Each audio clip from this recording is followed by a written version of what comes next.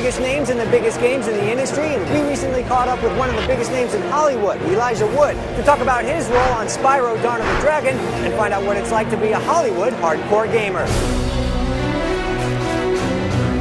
Tell us a little bit about your involvement with this project. I've been involved for a little while now. This is actually the third game in what has become a trilogy. I was asked to be involved in what was essentially sort of a reimagining of Spyro. It kind of fell into the realm of being a kid's game for a long time, and I think the folks at Vivendi were looking forward to almost re-establishing the character. He's older, he's more mature, he's been through a lot of battles, and he's essentially saved the world twice. He comes to find out in this particular game, the villain that he thought he'd put to rest has risen again, and so his responsibility becomes greater, and his sense of destiny becomes greater. Hunter, give us a moment to gather our strength. I think all of it has been sort of gearing to this game. I think since the beginning, in a way, we've been most excited about bringing him to the next-gen platform, obviously, where there's a lot more capabilities with the engine.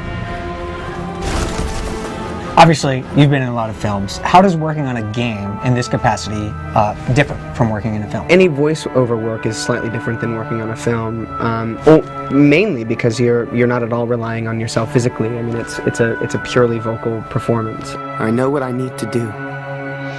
Just get out of here, Cinder. But I think that the character work that goes into it is very much the same considerations, understanding who that character is and where he's meant to go. Go on, Cinder. And I really enjoy voiceover work. I mean, I've done it for films as well, for animated films.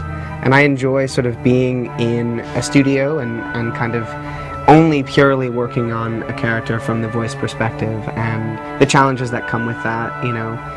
Particularly with a video game, you find that the characters are in situations that are not real common, and you kind of have to make yourself vocally make the character seem like he's going through some pretty intense situations. Any particular genres of game kind of been your favorite over the years, or what?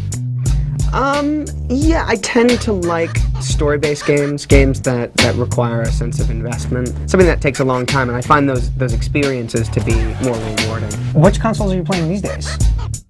Gotta say my favorite's probably the 360. No, that's not because you helped introduce it to the world? It isn't, and it's funny because it totally changed. I was not a huge Xbox fan when I introduced it. I was excited about the console, I liked the Xbox, but I was much more of a PS2 fan. The games were great for it, the controller was amazing.